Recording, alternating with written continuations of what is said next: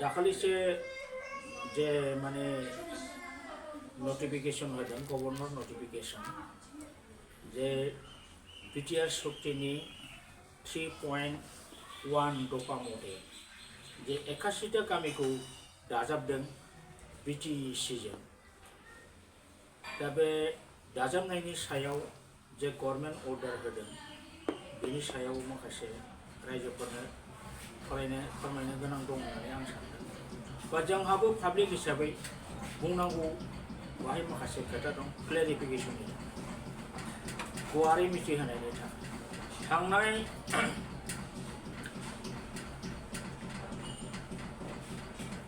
government notification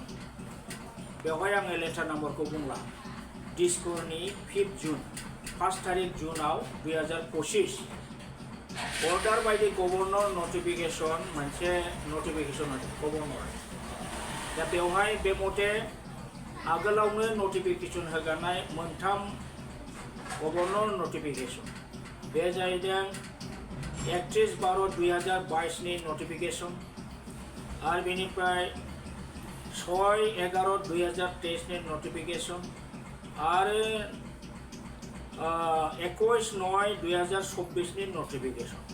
बे मोनथाम नटिफिकेशननि दारै बाउंडारी कमिशननि रिपोर्टखौ बेस खालामनानै बिथांमोनहा बिटिआर एग्रीमेंटनि 3.1 दफा मथे 81टा गामिखौ बिटिसिजों सोसनदेरबाय दा बे सोसनदेरनायखौ आङो डाटाखौ एसे सायख'नानै ओरैबायदि मोनदों बिश्वनाथ जिल्लानिफ्राय 53टा गामि उदालगुरि डिस्ट्रिक्टआव हाबदों सनितपुर जिल्लानिफ्राय उदालगुरि जिल्लायाव 7टा हाबदों नलबारि जिल्लानिफ्राय तामुलपुर जिल्लायाव 10टा हाबदों बिटिसिआव दरं जिल्लानिफ्राय उदालगुरि डिस्ट्रिक्टआव 11टा हाबदों गासै 81टा आरो बे 81टा गामिखौ बिथांमोनहा नैबे दहाय मख'नाय नटिफिकेशन दिसपुरनि 5 जुनाव होनाय governor notification chief secretary additional chief secretary बिथाङा होदों दा बिथांनि नटिफिकेशन मथे 36 नं हरिसिङा एसटी बीटीसी एलएसी बेवहाय 19टा गामि 19टा विलेजेस बिथांमोना सोसनदेरदों 25 नं बागानपारा एसटी एमसीएलए समष्टि बेवहाय मोनब्रै गामि सोदों आरो 28 नं गयबारि एसटी बेवहाय 6टा सोदों 37 नं कालेंदुवासाव मोनसे गामि सोदेरदों 40 नम्बर रौता एसटी एमसीएलए समष्टि बेवहाय 19टा गामि सोदों 37 धोनस्री एसटी 37 नं धोनस्री एसटी कन्स्टिट्युएन्सि बेवहाय 29टा गामि सोदेरदों 39 पासनय सेरफां बेयो नन एसटी कन्स्टिट्युएन्सि बीटीसीनि बेवहाय मोननै गामि सोदों आरो 35 मोदैबारि बेवहाय मोनसे गामि सोदों दा एबसुनि दाबि बादियै आरो बिटिआरनि 3.1 नि दफानि स्पिरिट बादियै बे गामिखौ सोसननाय जाबाय बिराद मोजां खोथा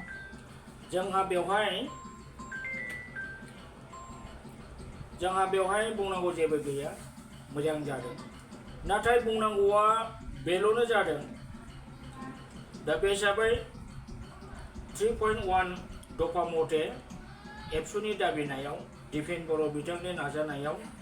81टा गामिया हाबबाय बेखौ जों बरायो मोजां बाथ्रा जादों नाथाय बेखिनियावनो खोथाया जोबनानै थाङाखै बेवहाय माखासे गोथौ बाथ्रा दङ जायखौ जोङो साननो गोनां जायो दिनै बे गामिफोरा कुन बिश्वनाथनि 53टा गामिया दा उदालगुरियाव फैबाय आरो नोङो सनितपुरनिफ्राय 7टा गामि फैबाय नलबारि दरंआथ' खाथि जाबाय दे जेन'बा नोङो तामुलपुराव हाबदों उदालगुरियाव हाबदों दा बै जे बिश्वनाथनि 53 गामिया उदालगुरि डिस्ट्रिक्टआव इनक्लुड जाखांनायनि उनावहाय बिथांमोननि कमप्लीट डिस्ट्रिक्ट एडमिनिस्ट्रेशननि जे सिस्टेम डिस्ट्रिक्ट एडमिनिस्ट्रेशननि जे खामानि एडमिनिस्ट्रेटिव अफिसार बिथांमोना उदालगुरिया जाफैनोसै दा बे बेलायावहाय प्रेक्टिकेल जोङो नुहरदों गोबां उसुबिदा बे गहपुर ओनसोलनि बिश्वनाथनि माखासे 53 गामिफ्रा माने जोबोद खस्थ' मोननायनि लामाखौ जों नुहरदों आं बुंनो थाङाखै जे बेवहाय आंहा आपत्ति दं आपत्तिनि खोथा नङा खोथाया जाहैदों उदालगुरियाव डिस्ट्रिक्ट हेडक्वार्टार जानाय लोगो लोगो गावसिनि हजोंनि गोबां जेंनाखौ लानानै बिथांमोना उदालगुरियाव फैनांसिगोन बेसेबांबा गोजान जार्नि more than 100 किल'मिटार बिथांमोनहा जार्नि खालामनानै उदालगुरियाव अफिस गाफैनांनो हासिगौ दा ओरैबायदि मोनसे जाहैबाय हमनानै लादो जे बिश्वनाथनि बबेबा मोनसे गामियाव सासे मार्डार केस जाबाय मोनसे मार्डार केस जायोबा बेनि मार्डार केसखौ डेड बडि बोखांनाय बेखौ पस्टमर्टेम खालामनाय पस्टमर्टेमनि रिपर्ट लिरनाय बे खामानिखौ सोर मावो बे डेड बडि बोखांनाय पस्टमर्टेम खालामनाय बेथ' डिस्ट्रिक्ट मेजिस्ट्रेट एबा डिस्ट्रिक्ट कमिशनारसो खालामो अब्ला बै बिश्वनाथनि बै गामिनि मानसिफ्रा उदालगुरियाव रिपर्ट होफैनांगौ उदालगुरिनि डेपुटि कमिशनार बा डिस्ट्रिक्ट मेजिस्ट्रेटआ सोरबा एडिसिखौ फाथायहरगोन बे एडिसियासो डेड बडि बोखांगोन आरो बेखौ लाबोगोन उदालगुरियाव पस्टमर्टेम खालामगोन बेनिफ्राय रिपर्टखौ बानायगोन दा बे मोनसे बिराद हेरेसमेन्ट बै व्यक्तिफ्रा जाय न'खरना थैगोन बै न'खरनि मानसिफ्रा financial harassment physical harassment time killing बे अबस्था जासिगोन बेनिखायनो आं बुंनो नागिरदों दिपेन बर' बिथाङा एसेखिनिखौ नाजाबाय दा बे नाजानायखौ जोङो गाज्रि मोना नाजानांगौ खिन्थु खोथाया जाहैदों बे स्पिरिटआ मा होनदों 3.1 inclusions of villages contiguous to BTAD and having majority tribal population as demanded by Boro organizations जे Boro organization बिनाय बादि जायफोर गामिया BTAD नि contiguous माने फारि फारियै नांलांबाय थानाय लाम नांलांबाय थानाय जायफोर गामिया मेजरिटी ट्राइबल पीपल बा बर' पीपल दङ बे गामिखौ सोसनदेरनाय जागोन दा कुइसना बेहाय फैदों दिपेन बर'नि डिमान्ड मथे एप्लिकेशन मथे दा जे 81टा गामि हाबबाय बै डिस्ट्रिक्टफोरनिफ्राय बिश्वनाथ सनितपुर नलबारि दरं डिस्ट्रिक्टनिफ्राय दा बे भिलेजफ्रा सोसनजानाय 81टा गामिया 81 भिलेजफ्रा कन्टिगिउवास नंगौना नङा आहाय सन्देह जादों रायजोफोर कन्टिगिउवास नङाब्ला बियो जुदि सेटेलाइट टाइप जायोबा बेवहाय जोंहा बिराद खहा दङ मा खहा दङ कन्टिगिउवास जुदि जायाब्ला सेटेलाइट टाइपै बारख्ल' बुरख्ल' जुदि जायोबा अदूर भबिष्यताव जोंनि इयुननि जोलै हान्जाया बड'लेण्ड रायजो बियोबा बे बड'लेण्ड रायजो मोननायाव बे जिनिसा बिराद गिदिर हेम्पार जायोसै कन्टिगिउवास खालामनो हाथारनांगौमोन बे बाथ्राखौ लानानै आगोलाव ससियेल मिडियायाव दिपेन बर' बिथांजों गोबां राव दान्थेलायनाय जाबाय बिथांखौ जों बुंबाय थाखादोंमोन जे बिटिआर सुक्तियानो मोजां नङा बिटिसिआ साबसिनमोन बिथाङा बुंदों बिटिआरआ साबसिन आरो बिथाङा बुंदों बै समाव बे जे गामिखौ सोसननाय जागोन बे गामिफ्रा कन्टिगिउवास जाखायो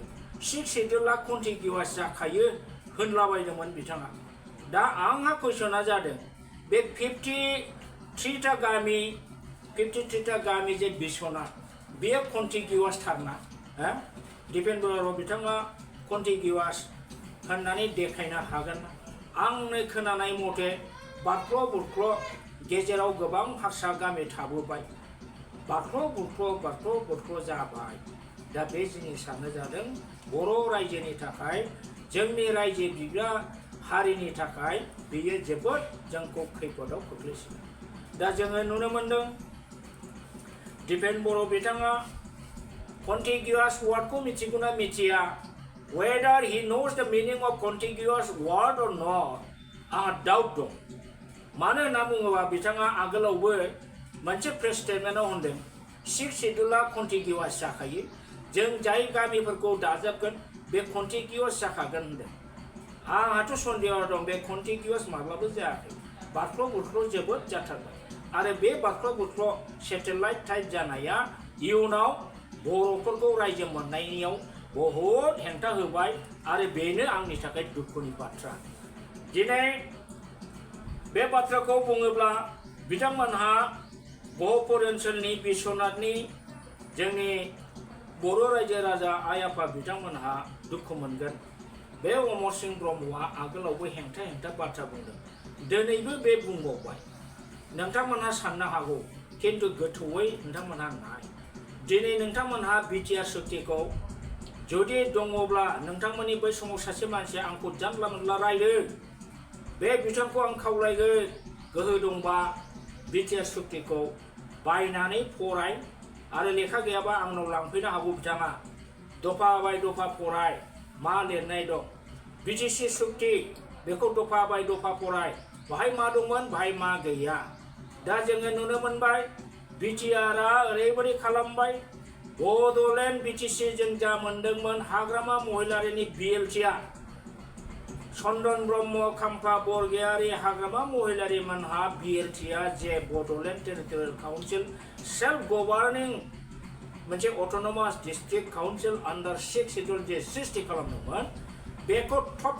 थबसा दानख्लाब खालामजोबदों बे बिटिआर सुक्ति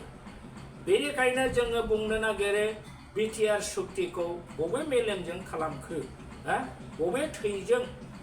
थैनि स्पिरिटजों खालामखो बे सुक्तिखौ आंथ' बेनिखायनो होनो बिटिआर सुक्तिखौ सावनांगौ बर'फ्रा नाथाय नोंथांमोनहा भुल बुजिदों दिनै आं बहपुर ओनसोलनि सनितपुर ओनसोलनि बर' रायजो राजाखौ खावलायगोन नोंथांमोनहा मोजाङै अध्ययन खालामनानै नाय बिटिआर सुक्तिखौ दा बिटिआरआव नोंथांमोनहा हाबनो थांगासिनो दं बे बिटिआरआ आगोलनि हाग्रामानि बिटिसि नंला रायजोफोर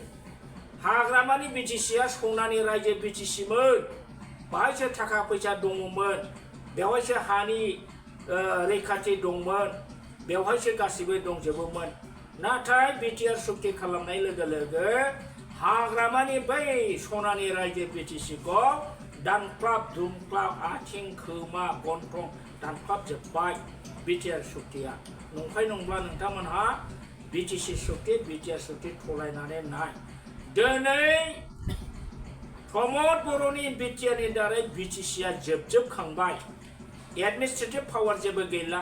फाइनान्सियेल पावार जेबो गैला स्टेटास जेबो गैला बे समावसो नोंथांमोनहा बिटिसिआव बा बिटिआरआव हाबफैनाया जोबोद दुखु गोनां बाथ्रा जाबाय नोंसोर मा लुबैदोंमोन दा मा मोननो थाङो नोंथांमोनहा मिथिया जानो हागौ दिनै नोंथांमोनहा आसामनि आन्दाराव बहपुर ओनसोलाव रायजो जादों बेनो साबसिनबावमोन दिनै बिटिसिआव हाबनानै नायफैदो बिटिसिआव जेबोआनो गैला बिटिसिआ दा बिटिआरआ जेनेरेल मोनसे अट'नमास काउन्सिल जाबाय गोदो ट्रेनसिं ब्रह्मजों सानसुमा ब्रह्मजों बिएससि जेरै खालामदों बेबादियाव फैफिनबाय दा जिनिसा बिटिसिनि रसा मिलौदो बिदैया जोबखांजोबनानैसो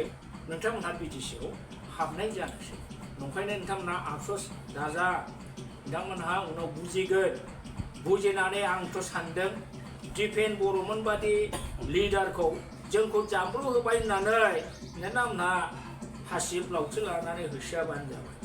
मानो बे जिनिसा नोंथांमोनहा उनाव ओरैबायदि फस्थायगोन माथो बिटिसिआव फैबाय जोङो जेबो मोना नोंथांमोननि डिस्ट्रिक्ट हेडक्वार्टारा बिश्वनाथमोन दा गासिबो खामानिखौ हा हुनि खामानिखौ उदालगुरियाव नोंथांमोनहा मावफैदो थांलाय फैलाय खालामदो थाखा बुरजा गारदो हटेलाव थाफैदो आरो दहाय बुंनाय बादि क्रिमिनेल केस मार्डार केस जायोबा बिराद हेरेसमेन्ट मोनगोन दा बेनिखायनो आं बुंदों जे दिपेन बर' बिथाङा बेफोरबादिखौ गोथौयै साननानै नायदोंना नायाखै कन्टिगिउवास नंगौना नङा खुब सम्भब कन्टिगिउवास नङा जुदि कन्टिगिउवास नङालासिनो ओरैनो थख्ला गामिखौ जुदि बिथाङा सोदेर होबायबा बेखौ आं बुंगोन इयुनाव बर' रायजो मोननायनि बे एंथि जाहैबाय बर' रायजो राजानि बे एंथि जाहैबाय एंथि बर' एक्टिभिटिसआव बियो गोलैनोसै दा आंनि सिन्था धाराया बेखौसो बुङो दिपेन बर' बिथांमोनहा गोबां समाव जोबोद गोरोन्थि मावबोबाय दिनै दिपेन बर' बिथांनि दैदेननायाव जाय एबसु दङ बे एबसुखौ बिराद खमजोर खालामबाय दिनैसिमबो बिथांमोनहा गुबुन हारिनि सायाव जेबो खोथा बुंनो हाया गोदो उपेन्द्रनाथ ब्रह्म सानसुमा खुंगुर बसुमतारी जोंहा रबिराम ब्रह्म बिथांमोन खरेन बसुमतारी मोनहा जेरै गारलाबाथा बसुमतारीनि दिनाव एबसुआ जे शक्ति दंमोन जे बोलो दंमोन खेबसे आवाज होबानो आसाम गभर्नमेन्टआ लोलो लोलो मावोमोन दिनैनि दिनाव जोंना दिपेन बर' एबसुआ प्रमद बर'निफ्रायनो बे जिनिसा जाबोदों बिथांमोनहा गभर्नमेन्ट पलिया प्र गभर्नमेन्ट आरो दा बुंनो थाङोब्ला प्र बिजेपि प्र गेरुवा दल बिथांमोनहा बिसोरजों गोरोबनानै बिथांमोननि साननाय हनायजोंसो दिनै एबसुखौ दैदेनगासिनो दं एबसुआ खामानि मावगासिनो दं गेरुवा दलनि दैदेनगिरिफ्रा जेरै सानो बे मथेसो बिथांमोनहा खामानि मावगासिनो दङ दिनै अमित शाह मोननि कमान्डजों हिमन्त बिश्व शर्मानि कमान्डजोंसो दिनैनि एबसुआ सोलियो बिथांमोनहा निजस्व जाजमेन्टजों मालाबाबो खामानि मावाखै रायजोफोर मावाखै दा दिनैहाय बिथांमोनहा प्रमद बर' आरो दिपेन बर' बिटिसिनि जों मोनखानाय बिराद मोजां मोजां प्रभिजनफोर दंमोन पावार एन्ड फांसन दंमोन बेफोरखौ दिनै दानस'जोबनानै सना हिरा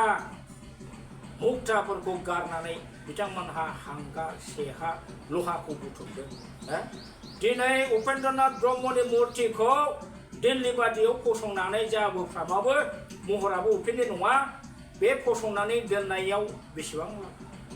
बेनि मोनसे फिसा लामा कैलास कल'नियाव बड'लेण्ड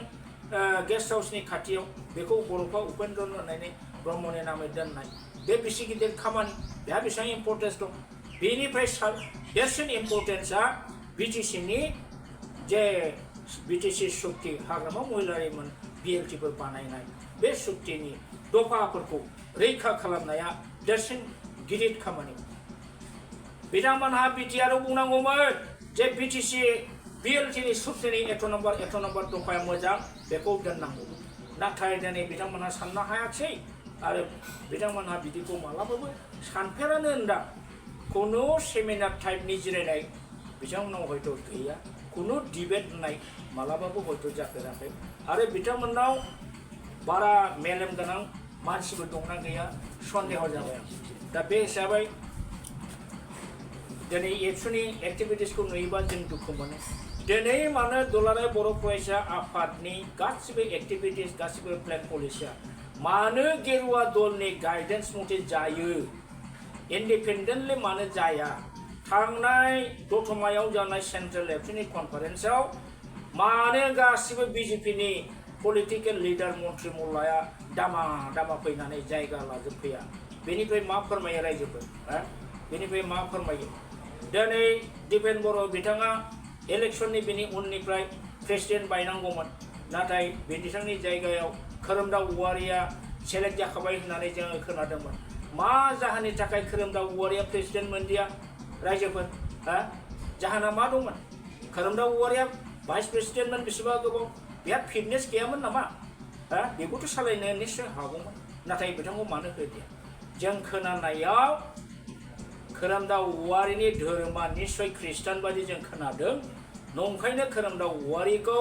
गेरुवा दलनि मानसिफ्रा ख्रिस्टान मानसि एबसुनि प्रेसिडेन्ट जायोबा उसुबिदा जानो हागौ होननानै बिथांमोनहा बेखौ आनज्राय होदों दा खिन्थु बर'नि जारिमिनाव बेबादि गुबुन हारिनि मोनसे गेरुवा राजनितिक हान्जानि दिनाव बिसोरनि दैदेननाय मथे थांनाया बे बर'नि थाखाय जोबोद लाजिथाव आरो दुखु मोनथाव जादों आरो दिनै बर'फा उपेन्द्रनाथ ब्रह्मनि आदर्श नीतिजों जों सोलिगासिनो दं होनदों खबरदार नोंथांमोनहा उपेन्द्रनाथ ब्रह्म बर'फानि आदर्श नीति जेबो मिथिया जिबनाव नुफेराखैमोन बे समाव हयथ' नोंसोरो मार्बल गेलेलाबायग्रामोन नंखायनो नामखौल' खोनादों उपेन्द्रनाथ ब्रह्म नोंसोर मिथिया जेबो बिनि थिंकिंआ मामोन आइडिय'लजिया मामोन फिल'सफिया मामोन जोंनावसो जों एखेलगे एखे बिसिनायावनो गोदो उन्दुबोनानै फैनाय गेलेबोनाय स्कुल फरायनाय जोबनायाव आप टु इउनिभार्सिटि फरायगासिनो जों एखेलगे थाग्रा उपेन्द्रनाथ ब्रह्मनि सोमोन्दै जों बादिया जेसेबां मिथिगौ नोंसोरनि दुलाराय बर' फरायसा आफादनि रावबो दैदेनगिरिया निस्सय बेसे मिथिया जायनि फलाव सायावनो नामावल' उपेन्द्रनाथ ब्रह्मनि आदर्श नीति होनो जेबो मिथिया आदर्श नीति गोनांब्ला नोंसोरनि बे एमओएसआव दाखालि बिटिआर एग्रिमेन्टनि बे एमओएसआव final and comprehensive solution while keeping territorial integrity of Assam जे आसामनि टेरिटरियल इंटीग्रिटी मेपखौ सोलायालासेनो बेनो जोबथा आरो गासै सल्युशन जाखो बहाय बोरै सहैनो हायो बे उपेन्द्रनाथ ब्रह्मनि आदर्श नीतिनि एगेन्स्ट जादोंना जाया उपेन्द्रनाथ ब्रह्मआथ' सेपारेट स्टेटसो थैनायनि आगोलबो बे बम्बे टाटा मेमोरियल हस्पिटालाव बुंलांखादों जे आं थैनो हागौ नोंसोर सिगाङाव दा बड'लेण्ड मोनाब्लाबो काउन्सिलखौनो ला काउन्सिलाव मर पावार बिनानै ला बेजों जिरायथ' धोन बोलो गेदारिं खालाम उनाव जोबनायाव आरो सोमावफिनबाव सोमावसारफावनानै बिदिनो सोमावसारलाय जिरायलाय जोबथारनायाव आल्टिमेट गला सेपारेट स्टेटसो होनलांदों उपेन्द्रनाथनि आदर्श नीतियाथ' बेसो ओमफ्राय मोनसे जाय साइडआव नायदो उपेन्द्रनाथ ब्रह्मनि आदर्श नीतिया मा सुप्रिम सेक्रिफाइस गावनि व्यक्तिगत स्वार्थनि थाखाय एबसुआव थानानै जेबो खामानि मावनो मोना स्वार्थखौ टेग खालामो बेसोमोन जायनि फलाव बे इनकाम टेक्स इन्सपेक्टर साख्रिखौ गारनानै दुलाराय बर' फरायसा आफादनि रायजो बिनाय प्रग्रामाव बारसोमदों बे समाव एबसुनि प्रेसिडेन्ट जानाय समाव बियो दिल्लीयाव मुम्बाइआव थानाय समाव न'खरनि रावबो बिदा फंबाय साथाम थैदों बिमा थैदों बे मिथियाखै नुफैयाखै साराव खिन्थु सेक्रिफाइस खालामदों इनकाम टेक्स इन्सपेक्टर साख्रिखौ गारदों दा उपेन्द्रनाथ ब्रह्मनि आदर्श आरो नीति होननानै बुङोबा सुप्रिम सेक्रिफाइस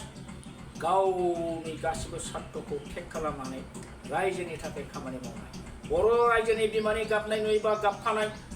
बिमा बर'फ्रा मोदै फुगारोबा फुगारफानाय बेसोमोन दिनै जों नुदों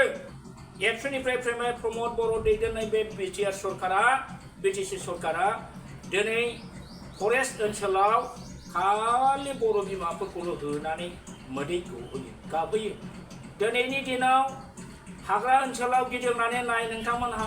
लुंसोनि साहा ओनसोलखौ नाय हनै कसुगाव नाय हनै गसाइगाव सैथ'फोरथिंजाय नाय आदिबासि सावथालफ्रा हिसाब गैयै हाग्रा सिफायनानै दं नाथाय बिथांमोनखौ दिनै मानो होआखै खालि बे बर'फोर सरलपारायाव हनै सान्तिपुराव माखासे एलेकायाव हनै माबा बाजार मा होनो आयना बाजार बाहायल' मानो बर'फोरखौ होखो बर'फोरखौल' होनांगौ नामा आदर्श नीतिया इउपिपिएलना बेसो जाबाय नामा बर'खौ होनाय बर'खौ गाबहोनाय बिदियावसो बिसोर गोजोननाय दं गतिके बिथांमोनहा प्रमद बर' दैदेननाय इउपिपिएल आरो जोंहा दिपेन बर' बिथां दैदेननाय बिथांमोननि एक्टिभिटिसा माने कमप्लिट सन्देहजनक आरो एंटि बड' मडेलावसो गोलैनायखौ जों नुनो मोनो बेफोरखौ नुनानै जेरै जों दुखु खालामो जोंनि दिनाव जोंबो एबसु मावबोनाय जोंबो मिथिगौ आंखौ गोबाङानो बुङो खियावबो गैया हासुदैयावबो गैया मैया दाख्लैसो बोरै धुमखि बेबायदि नुजाफैदों बे अमरसिंह ब्रह्मआ गारलाबाथा बसुमतारी थैयामोनबा बेखौ बुंगौमोन नै रौतानि बिथां रबिराम ब्रह्मनाव सोंनाय हरेन बिथाङा थैबाय बालिराम बर' बिथां थैबाय बिथांमोनजों जों एखेलगे समान समान मावबोनाय मानसि जों मानो एबसु मावबोआखै जोंना पियर एबसु जाथि गाबला गाबफायो जाथि मिनिबा जोङो मिनियो जोंना बेसो नोंसोरबादि मानिटारि गेम खालामनानै जाथिखौ ब्लेकमेल खालामनाय जोंनाव बेबादि स्पिरिट गैया जों बिदिखौ मुगैयो दिनैहायथ' जों नुयो नोंथांमोननि गोबां गेमानो मानिटारि गेम नोंथांमोनाव दं दिनै बड'लेण्डआव डेभेलपमेन्टनि जेबो मावनो हायाखै किन्तु दिल्ली बादियाव नोंसोरो फेस्टिभेल खुंहैयो मुम्बाइ बादियाव फेस्टिभेल खुंहैयो मा मोनदों दिल्ली बादियाव नरेन्द्र मदिखौ नोंथांमोनहा चिफ गेस्ट हिसाबै लेंहरबाय अमित शाहमोनखौ लेंहरबाय बिथांमोननिफ्राय मा लाबोनो हादों नोंसोरलाय नोंसोरथ' जेबो लाबोनो हायाखै दिनै सेन्ट्रेल गभर्नमेन्टआव बिजेपि स्टेट गभर्नमेन्टआव बिजेपि आसामाव आरो नोंसोरनि बिटिसि बिटिआरआव इउपिपिएल गभर्नमेन्ट मोनथाम इन्जिनजों सालायनायाव दिनैसिमबो दिनै मानो बर'नि जेंनाखौ सुस्रांनो हायाखै एनडिएफबि समस्या मानो सुस्रांनो हायाखै एनडिएफबिनि रिहेबिलिटेसन मानो होनो हायाखै लासिंसिं जोङो दुखु मोनो जे नरेन्द्र मदिया दिल्लीयाव फेस्टिभेलाव लेक्साराव होबाय बोले गोबां बर' सेंग्राफोरखौ एनडिएफबिफोरखौ साख्रि होबाय होननानै डिक्लेयार होबाय बेफोरखौ खोनानानै नोंसोर मा गोजोनदों साख्रि मोनदों नामा एनडिएफबिया एग्जाम्पल दिन्थिनो हागोन दिन्थिनायसै जे एनडिएफबिया सारेन्डार जानानै उमुक साख्रि मोनदों साख्रि मोनसेबो होनो हायाखै हाग्रामा महिलारा जेरै होदोंमोन हाग्रामा महिलाराथ' हिउज नाम्बार बर' सेंग्रा जायफोरनि सार्टिफिकेट एसआ मिलायदों बे गासिबो रेजिमेन्टफ्राव बर्डार सिकिउरिटि फर्सआव सिआरपिआव हाबजोबदों नोंसोरथ' बिदि सोनो हायाखै कम्पेयार खालामनानै नाय स्टाडि खालामनानै नाय नोंथांमोना लामसाम जानला मोनलाजों हारिखौ दैदेननो दासान बेबादियाव हारिया जोबोद खहा जायो दिनै नोंथांमोनहा बर' सेंग्रा सिख्लाफोरखौ ओरैबादि मिसलिड खालामबाय ओरैबादि जाम्बा खालामबाय बिटिसिनि मोनखानाय पावार एन्ड फांसनखौ धंस खालामनो हानायखाय चिफ मिनिस्टार जोंहा हिमन्त बिश्व शर्माया जाहाथे बेनि फारसे रायजो राजा बर' रायजोआ बावगोमायो बिनि थाखाय बिथाङा बर' समाजाव बर' सेंग्रा सिख्लाफोरखौ दा खालि रंजानाय बाजानायाव गफबहोनो रंजानाय बाजानाय गेलेनाय खारनाय बारनायाव एंगेज लाखिनो मोनसेनि उनाव मोनसे प्रग्राम लागासिनो दं किन्तु सिङाव रहस्यआ बैसो जे बिटिसि बड'लेण्ड बे सेन्टिमेन्टखौ जाहाथे बावलाङो बेसो दिनै नोंथांमोनहा लाजिया फांजिया मा लाजिया फांजिया मा खुङो बड'लेण्ड मा 6 शेड्युल लिग ना माबा खुङाखै होमबा 6 शेड्युल लिग 6 शेड्युला टटेलि नोङो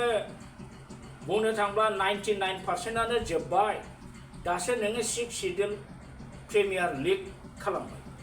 बेबादि लिग खालामनानै नोंनि बै पावारा जेबो गैलाबा माबा लाब जायो नामा माबा लाब जायो नामा दिनै बिटिसिनि गासिबो दफाफोरखौ नोंसोरो मोजां प्रभिजनफोरखौ खोमोरजोब्बाय बे बर'फा उपेन्द्रनाथ ब्रह्मनि मुर्ति फसंनानै दोनब्ला बेजों बिटिसिया माबा बेनिफिट जागोन नामा बेनिफिट जागोन नामा दा बेफोरबायदिखौसो जोङो साननांगौ दा नंखायनो आङो दानि इनक्लुसन लेटेस्ट जानायनि सायाव एसे अध्ययन खालामनानै नायदों आरो आंनि नुनायाव प्रेक्टिकेलाव जेलानाखि एडमिनिस्ट्रेशननि खामानिखौ मावगोन गहपुर ओनसोल सनितपुर आरो बिश्वनाथनि मानसिफ्रा गोबां खहा जानो हागौ ओमफ्राय दा जिहेतुके उदालगुरि डिस्ट्रिक्टआव हाबबाय समस्ति हिसाबै हरिसिङाव हाबबाय 19टा गामि बागानपारायाव 4टा गयबारियाव 6टा 34 कालिम्पङाव मोनसे रौतायाव 19टा गामि हाबदों 36 धोनस्रियाव 29टा गामि हाबदों 5 नन एसटि 5 सेरफाङाव 2 हाबदों मोदैबारियाव मोनसे हाबदों बे गामिफ्रा फैगोन समाव बिटिसिनिफ्राय डेभेलपमेन्टेल स्किम खामानि गासिबो जाजोबनांगौ किन्तु बिसिनि ब्लक अफिसार बिसिनि सार्कल अफिसार गासिबो किन्तु सोलायजोबसै बेसेबां प्रेक्टिकेलि खस्थ' मोनो दा बेफोर गोबां बाथ्रा दं ओंखायनो हायोब्ला दिपेन बर' बिथाङा सेन्ट्रेल गभर्नमेन्टजों बिराद लोगो स्टेट गभर्नमेन्टजों बिराद लोगो प्रमद बर' बिथांजों बिराद लोगो नोंथांमोनहा मानो कन्टिगिउवास लानो हायाखै गामिखौ आरो मोनसे पइन्टखौ आं बुंबावगोन मेजरिटिया मा मिन खालामो व्हाट इज द मिनिं अफ मेजरिटि मेजरिटि डाज नट मिन अनलि 80% 51%नि जेसेबां बारा भिलेज बेनो ट्राइबेल मेजरिटि 80% बाल' बे मेजरिटि हिमन्त बिश्व शर्माया होनो गोसो गैया बे होनना होबाय 80% थानायखौल' दाजाबनो हागोन बेनो फाइनाल जागोन अब हिमन्त खिथिबाथाय जाबाय नामा उइज हिमन्त इन दिस केस नोंबोथ' एसे बिना लानांगोन दाबि खालामनो हानाय सर्ट साहस थानांगोन बले सार मेजरिटिनि मिनिङा 80% नङा 51नि एबाब पार्सेन्टआनो गासिबो मेजरिटि जानांगौ बेखौ मानो दाबि होनो हायाखै मानो दाबि होनो हायाखै दा बे हिसाबै दिपेन बर'नि नेतृत्वआव बर' हारिया जेरैबायदि जानांगौमोन बिदि मालाबाबो जायाखै माने बर'फोरखौ जोबस्रांनायनि लामायाव लाबोगासिनो दङ बर'खौ दा बिराद दुर्बल हारि होननानै गुबुन हारिफ्रा मिथिबाय BTC हा जेबो पावार गैला दिनै गुबुन हारिफ्रा मिथिजोब्बाय नंखायनो बर' होनबा दिनै बिसोरो आसि बिमा खिथायो जेरावखि जाया लामा सामा हाथाय बाजार बर' जाति बाददे बेबादि बुङो मानो थाखाय बिटिआर एग्रिमेन्टनि थाखाय BTC जेलामोन बर' फाय सरखार फायसै दे बिथांमोनहा पावार दंसै दा गोहो दंसै गावखौनो गाव बेंनो हानाय गोहो मोनदोंमोन बे जिनिसा फिलिंआ हारसाफोरनाव दंमोन बिटिआर जानाय लोगो लोगो बर'आ दा दावसामारि जाबाय जेरावनो बेहायनो थख्लाय जानो हायो दाबादियाव जुदि मोनसे कमिउनेल क्लेसिं जायोबा बाहाय डिफेन बर'आबो फेरलेबबो रैखाथि होनो हाया प्रमद बर'आबो हाया गाबख्लु होजोबगोन आरो आं नैबेखौ होनगोन डिफेन बर' बिमाफोरखौ बर' हारिखौ होस्रांबाय थानायाव बिथांमोननि गाबख्लु गासैखौ जों सह्य हाया गुबुन हारिया दिनै दासिमबो हाग्रा सिफायनानै दं बेबादिनो बर'आबो थाथों मोनोबा मोनो मोनाबा मोना उननि बाथ्रा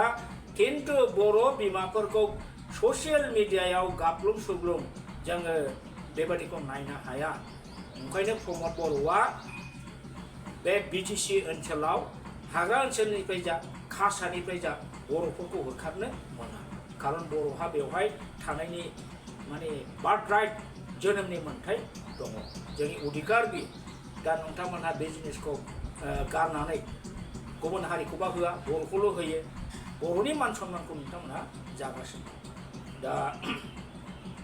बाराखौ बुंला डिफेन बर' बिथाङा सैथोजों बर'फोरनि आदर्श नीतिजों दैदेननोब्ला आदर्श नीति बर'फोरनि खोथा बुङोब्ला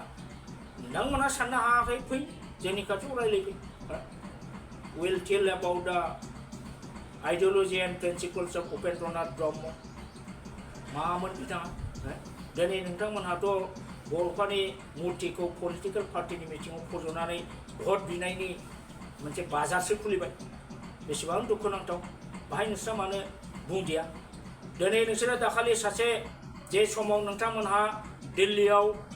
बर'फा उपेन्द्रनाथ ब्रह्मनि मुर्ति गायसनदों बेनि नामै लामा दोनदों बे समाव सासे सोरबा देखा टाइटेलनि पाठशालानि मानसिया बर'फा उपेन्द्रनाथफोरखौ गाज्रि गाज्रि रायदों गुन्दा थुन्दा होनदों मानो फंसेबो रायनो हादिया दिबेन बर' रायोब्ला नोंहा माबा खहा जायोमोन नामा